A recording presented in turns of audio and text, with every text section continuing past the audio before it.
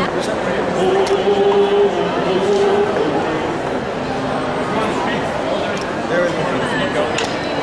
hi to your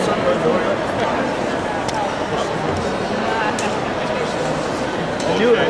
Fire. Yeah, that's cool.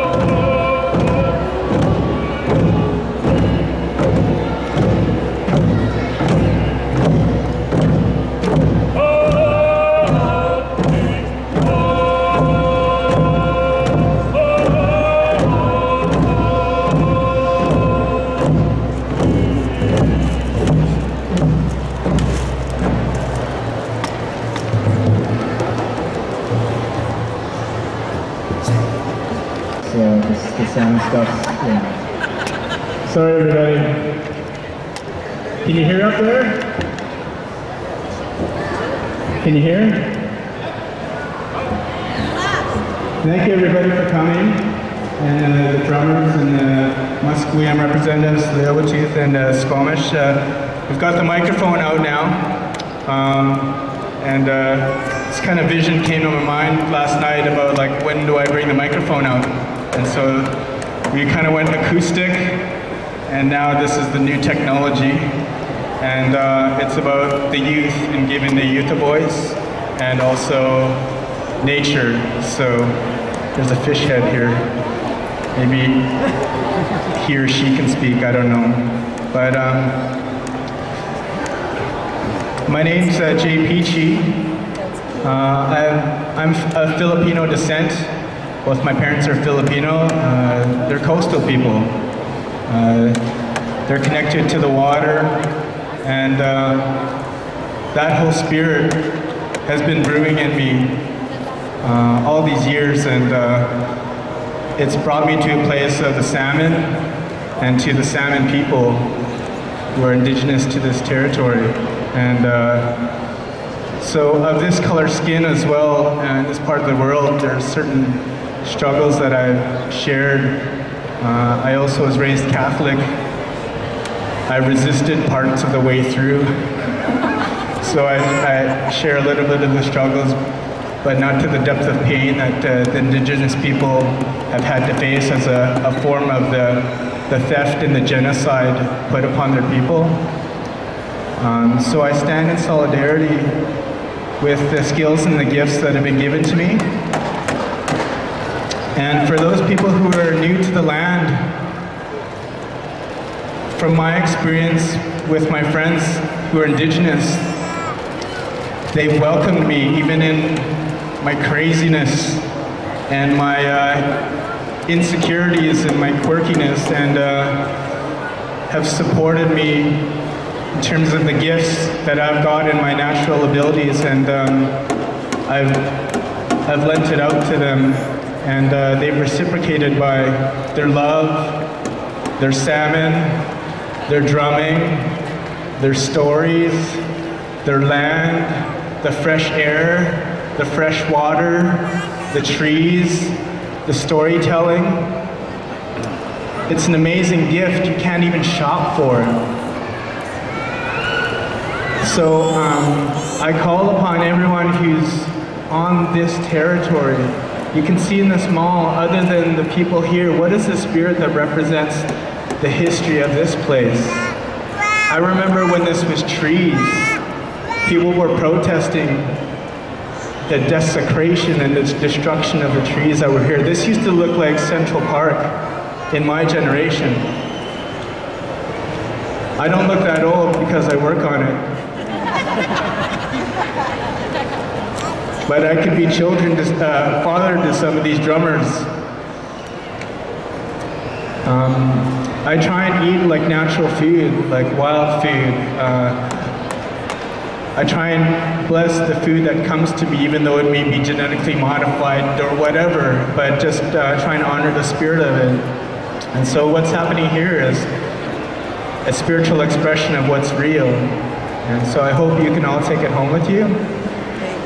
I'm going to stop talking and hand the mic over to Taylor. He's a beautiful young spirit that said some really wise words on Facebook about how taxpayers will be impacted by pipelines and tankers.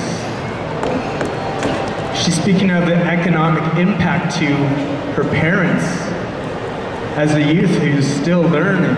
It's amazing wisdom. So I'm going to pass on the mic to her, and then to Kaya Blaney, who's, if you don't know her, she's gonna sing, but your heart should be ready, because it's gonna surround your heart, and you won't be able to stop it.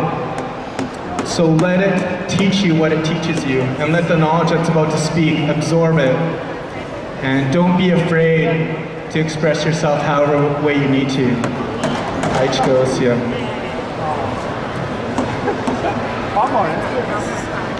Tanoyap, Tanoyap and Sequatls, Tanoyap and Sequatls, Tanoyap and Sequatls, Ayas Chop Tanoyap, Taylor George Hollis Quien Sna, Tanachin Flaw Squahomish Wolf, Eslahan Okumeo.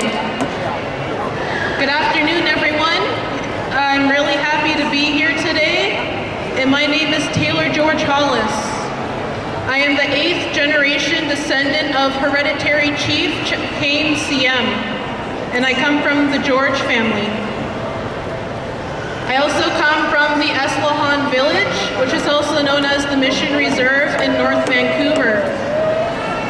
It means a lot to me to be here today with my Coast Salish family. My family's from the Musqueam Nation, from the Tsleil-Waututh Nation, and from all over the island. And so I'm here just to share a little bit about how I feel about the pipelines and the tankers that Stephen Harper has been proposing for our economic future. And so I wrote down a few words, and thank you for listening today. I honestly believe that Stephen Harper and Kinder Morgan is causing more harm than good for our country, especially by trying to make billions of dollars at our expense. It's bad enough that Harper is muzzling the scientists working for this project, but it's even worse that Harper and his government are still working against the First Nations people, and they are still working against the Vancouver Park Board, the City of Burnaby, the City of Port Moody, and the City District of West Vancouver. West Vancouver's opposition. We are the ones who will be affected directly and physically, not only today, but for generations to come. This is not a matter of if a crude oil spill will leak in our Salish Sea, but when. The expansion of the Trans Mountain pipelines will create 5 to 6 times more oil tanker traffic throughout our Howe Sound and the Burrard Inlet. Harper's government can't just look at the economical viewpoint, but they have to look at it ecologically and eco-socionomically. All in all, we have to do our part by becoming informed and informing others. And as stewards, as First Nations, we are the stewards of our land, and we have to protect it. So thank you. OCM, Chenkwen Mentomi. Aichka. Takaya's, she's just in the green room right now. So we have an interview with, oh, okay. Well, the fish, can you wait? All right. We're gonna capture the fish on the microphone a little later, but I'd like to introduce Takaya Blaney. She was once 11-year-old, and now she's older, I believe. I can't keep track, but she will introduce herself, so give it up for Takaya Blaney.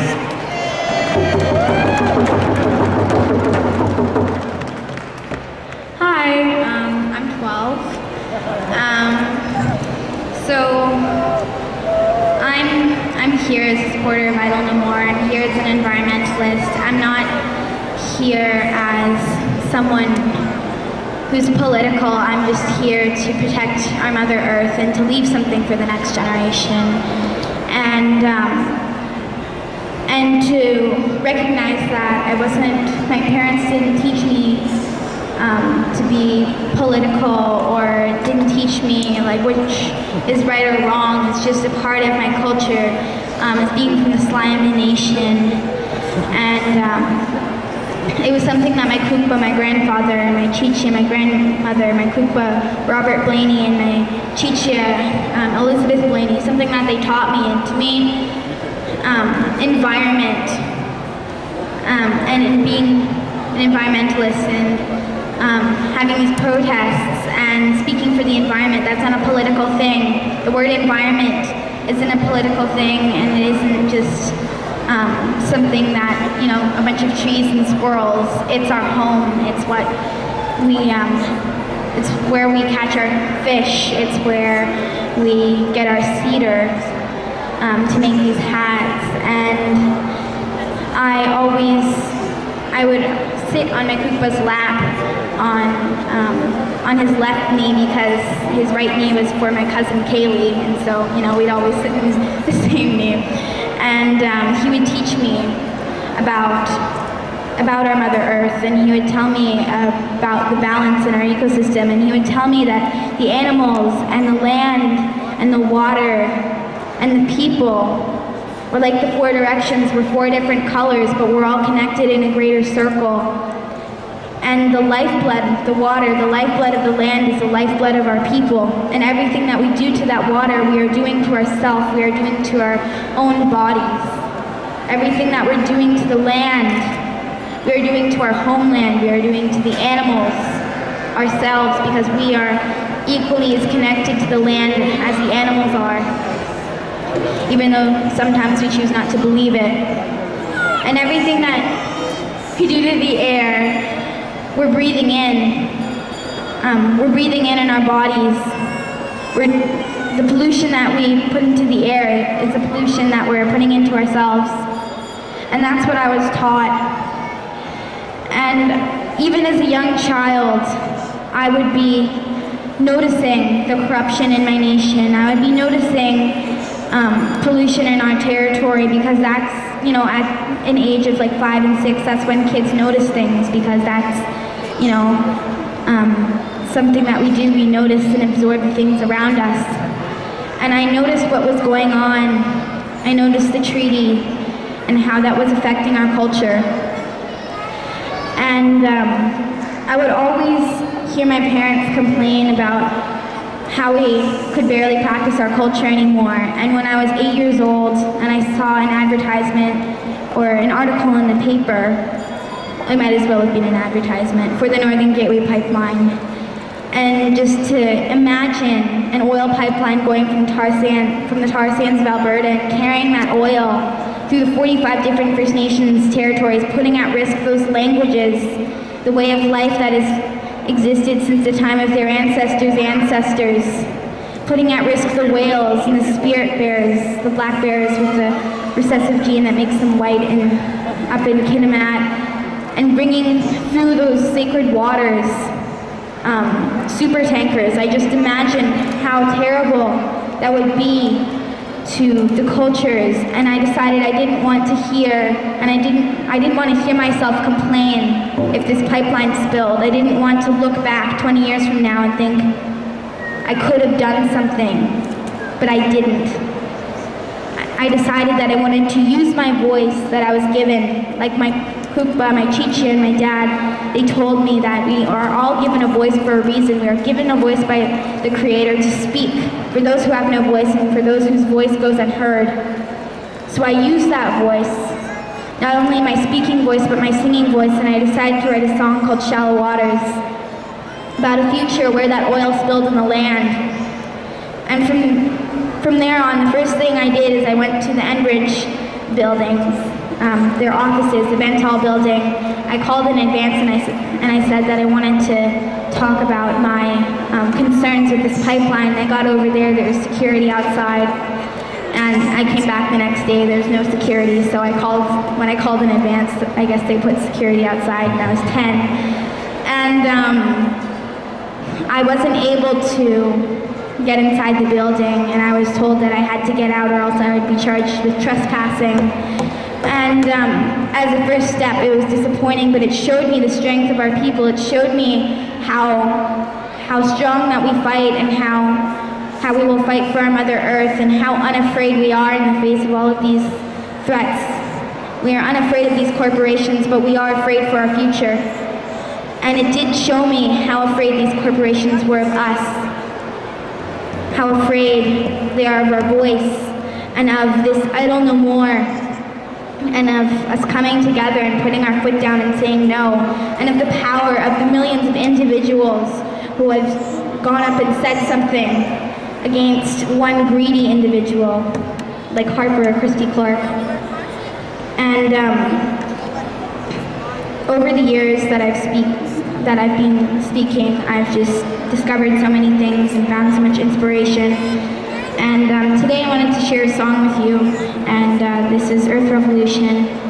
And so it's about my generation, being generation now. Not generation and then a letter, but the generation now, the generation that must change things, the generation that will make the decisions for many generations to come, and the generation that needs to change things now. So this is Earth Revolution. Out from a distance, still got a million miles to go, making a difference. The only trophy I wanna hold, the state of the nations, is poison from pollution, greed and war. We know we have solutions, but actions speak louder than words. Whoa, stop waiting till tomorrow. No, stop living yesterday. Oh, 'cause there won't be tomorrow if we don't change today. Yeah. We're generation now, children of the future. Earth revolution. Creation's crying out, and I feel her pain. I can't walk away, so I will do my part to fix what's broken and give back what we've taken. Hope for the dawn of a new day. Calling out to each and every person, join me in the Earth revolution. Let's go the distance. We are a million voices strong, facing resistance. But there's a choice between right and wrong. Whoa, stop waiting till tomorrow. Whoa, stop living yesterday. 'Cause there won't be tomorrow if we don't change today. We're generation now, children of the future. Earth revolution. Creation's crying out, and I feel her pain. I can't walk away, so I will do my part to fix what's broken and give back what we're taking. Hope for the dawn of a new day. Calling out to each and every person, join me in the Earth revolution. I've walked this great land, it used to be beautiful, it used to be home. And I've seen the river run, join out communities that know hope. Where are the tall ancient trees? They replace them with that concrete streets. We gotta turn this around. We can fix it right now. Generation now, children of the future. Earth revolution.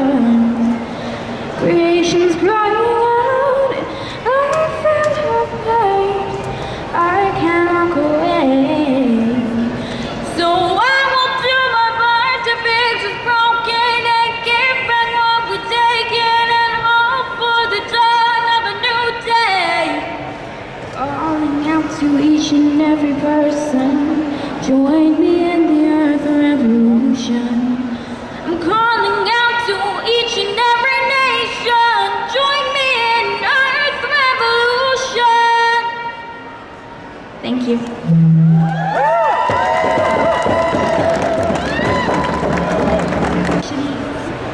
She doesn't speak Fishanese, apparently. So, I don't know. What do you think? Should we talk to the fish? I don't know. What do you think? Come on. Fish farms. Can you say something? Hello? Testing? Y'all can hear me? I got transformed into a wild salmon because I did not believe that wild salmon can get sick from the farm salmon. And because of my way of thinking, I got transformed into a wild salmon. And now I'm able to communicate with my other wild salmon brothers and sisters. And they've been telling me many, many stories from all around the world. Norway to here. Stop the farm salmon. The farm salmon are making us wild salmon sick. We're dying off rapidly. Say no to farm salmon. Same with the pipelines. It's not a matter of if they're going to burst, it is a matter of when. When are they going to burst? When they do burst, there are going to be many, many disasters. There's going to be a lot less wild salmon and wildlife in general for all of our coastal lines. Support wild salmon. Say no to farmed salmon. Support the stop against Enbridge. Support the stop of any pipelines all along the west coast here. Thank you.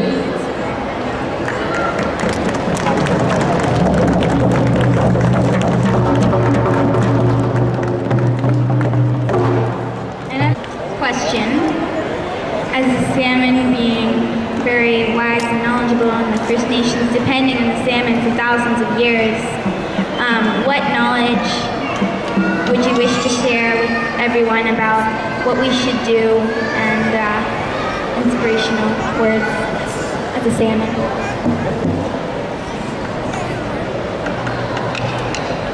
Take care of your wild salmon. Protect your wild salmon. Honor your wild salmon and give thank you for their lives, for our lives that we give to you to nourish you. Throw our bones back to Mother Earth so that they can feed our little ones, our little insect brothers and sisters, for we give nourishment to everybody. Protect us.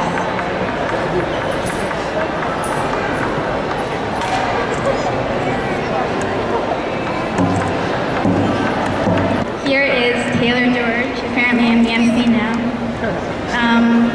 She's from the Squamish Nation, and I think maybe she would like to introduce more about herself because she knows more about herself than I do. So, one of my favorite songs from our Squamish Nation is the Snowbird song. And the first time I heard this song was back when I lived in Seattle, Washington. And it's an honor to live here in British Columbia because living here, I get to learn my language firsthand, and I get to go into the waters that my ancestors paddled in. And so, thank you.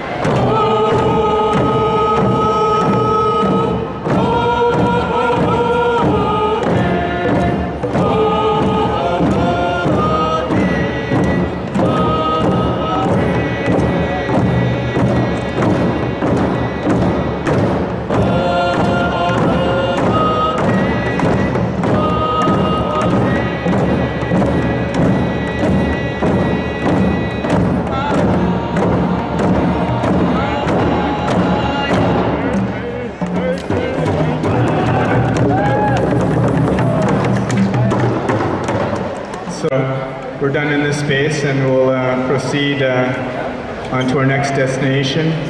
We'll eventually be going to Superstore. We have some brochures for people that want to understand the risks of farm salmon. And David Suzuki, many years ago, said farm salmon is poison.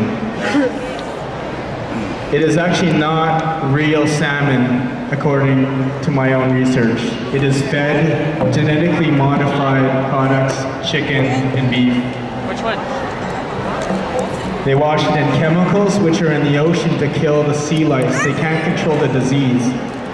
Farm salmon is actually bigger than industrialized beef in the economy, if you think about it, by weight. It's in the middle of nowhere, that's why they get away with the stuff they do. Imagine leaving your kids to just do whatever they want. Well, these corporate children are playing with the future of the children's food supplies. So there's information here, but I'd like to hand it over to the drummers. We're gonna sing a salmon song. And they're gonna do a salmon song. Hi, Ichika, thank you everybody for being so patient, and the drummers here. Thank you.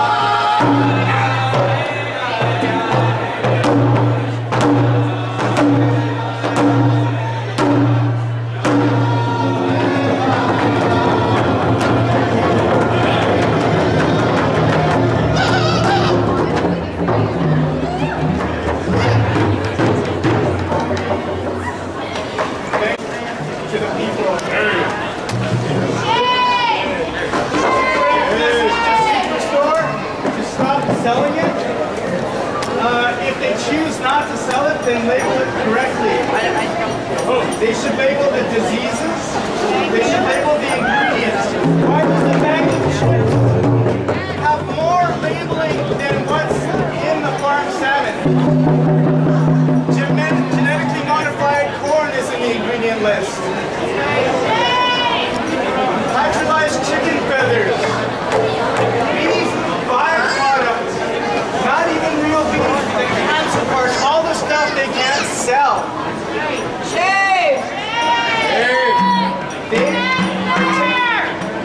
The corporations are trying to take your food supply away from you and consciously knowing that they are breeding disease in the open waters. There's a solution. If they need to farm it, put it on land. Yes. Hey, Suzuki has another food supply for those agriculture that's not proliferating the diseases from farm industrialized chicken, beef. Farm salmon is actually the byproduct of the worst industrialized farm capitalism. It is like gravy to them. It's free money. I'll tell you a story how the pipelines and the tankers and the fish farms link up. One of the global capitalists that owns fish farms is number 72 on the Forbes list. Half his money, John Frederickson, is industrialized fish farms. The other half of his money, oil tankers. There's a reason why he wants to destroy the salmon. He wants the wild salmon out of the way. The wild salmon are the protection system. They feed hundreds of species. They are the bees in the seas. They connect the ocean nitrogen to the land. The people who are on the coast connect the land to the water. The fish and the ancestors of the people, they're interconnected. That's why people don't understand it. So what happens here is education. This is not terrorism. This is knowledge, people. They're consciously promoting this disaster toxic product to pregnant mothers, women, and children. That's shameful. So we have a sign here that says, get the fish farms out of the ocean. That is the solution. Without an ocean, get them out of the ocean. It's not a crime to tell a rhyme. It's uncouth to not tell the truth. So the salmon people here spread the knowledge, and everyone else who's listening intently, do your own research. We are not the truth tellers, we are the educators. Find your own truth like everyone here has.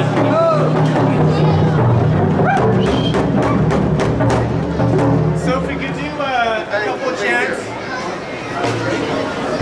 Stop farm salmon.